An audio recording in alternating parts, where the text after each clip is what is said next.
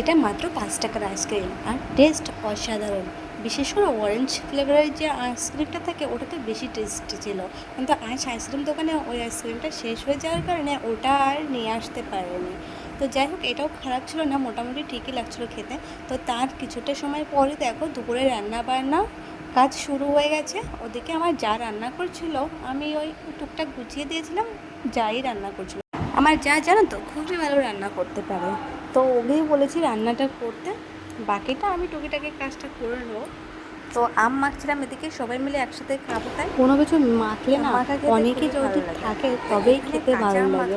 একজন দুজন আম মেখে খেতে মোটেও মজা লাগে না। ঝাড়খণ্ডে খেতাম তো ঠিকই, কিন্তু অতটা ভালো লাগতো না। এখানে সেই আম মাখা খেতে খুবই ভালো লাগতো, কারণ আমরা অনেকেই ছিলাম একসাথে। আর এখানে আমার মতো তোমরা আর কে কে আছো এমন কাঁচা আম মাখা লাভার জানিও অবশ্যই। আম মাখাটা আমি কাঁচা আম পেলেই খাবারটা শুরু করে দিই, কারণ জানো তো কাঁচা আম আর টকটক প্রচুর চিনি টিনি দেয়নি, কারণ আমটা এমনিতেই পাকা ছিল, চলো মিষ্টি রাখছিল খেতে। ভিডিওটা এতটুকু না না পরবর্তীতে একটা ভিডিও লাস্টে মনে করলো আম মাখার মানুষের সাথে তোমাদেরকে দেখাবো। লাস্টে সবাই প্রায় খাওয়াটা শেষে তখন থেকে মনে পড়লো আম মাখাটা। সবাই ভালো থাকো, সুস্থ থাকো। আম মাখা কেমন লাগে তোমরা